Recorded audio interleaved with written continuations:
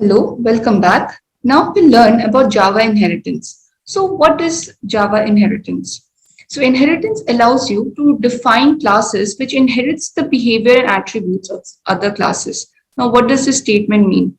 It means that when we are, suppose we want a code in which we want, is already suppose a predefined class, okay? For example, a class A, okay, where all the uh, it already has a set of methods, then attributes, everything is already inside it. Their objects, everything is already there.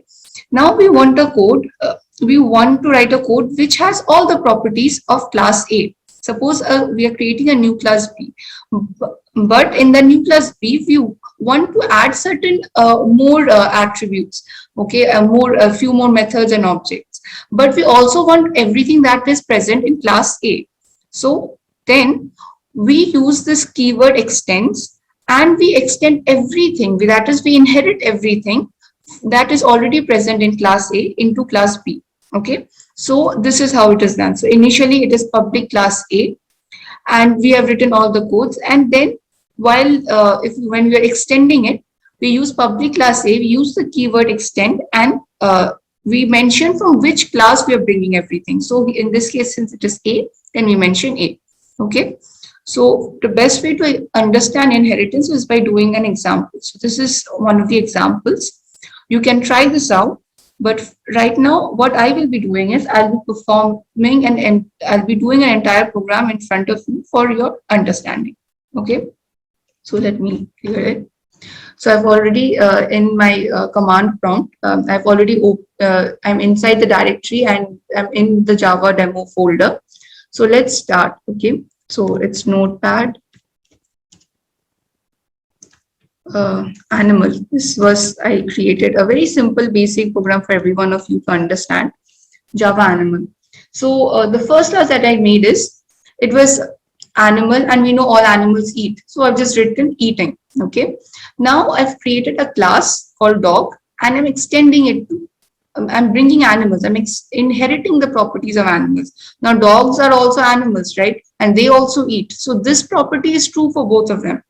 And dogs also bark, so that is one of the properties. So I use this example to explain to you in a very simple language how it is working. So let me save this. Okay, now let's go back. Now for testing the inheritance, we have to write another program where we're calling this program.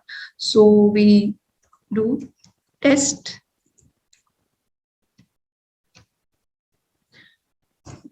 So here what we're doing is we are testing the inheritance. Sorry, yeah, test inheritance. You see, class test inheritance, we are creating one object here and then we're doing dbark and deat. So with this, we are calling the program that has already been written. And now let's save it and let's go back. Okay. Now, as the usual procedure goes, Java C. First, we have to compile the animal.java. We have to compile that. Okay. Animal dot. We don't. We will. Yeah. Now, what we do is we don't use Java animal. We'll go because this we are just calling Java C, and that is the first step in Java. In the first part of the code, there is nothing much. We're not calling, right? So we need to now run the test inheritance code. So I'll be calling Java C test on Java. Okay. Now Java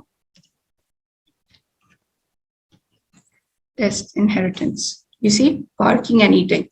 What I did was I compiled the last one. This first, this animal.java did not have anything in it. It was this second test inheritance program which had these functions. So when you're running this, if you run just animal, you're doing the same thing. If you write Java animal, you'll see they'll be showing some error because it cannot run. Okay, so this is how you do. In the same way, in the PPT, here in the PPT, you see there is an example, right? See, they are doing class extension. So there are three class extension, and then finally the final testing output. Okay, you can try this and see whether you're able to do it.